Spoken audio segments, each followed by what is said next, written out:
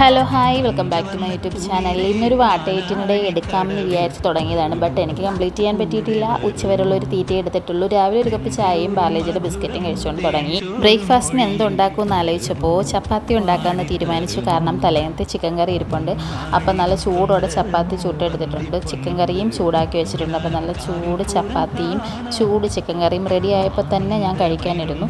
കഴിച്ച് കുറച്ചായപ്പോഴാണ് വീഡിയോ എടുക്കണ്ടേ എന്ന് ഓർത്തത്. അപ്പം നല്ല മധുരം കൂട്ടി ഒരു കട്ടൻ കാപ്പി ഇട്ട് ചിക്കനും ചപ്പാത്തിയും കൂട്ടി രാവിലെ നല്ലതുപോലെ ബ്രേക്ക്ഫാസ്റ്റ് കഴിച്ചു.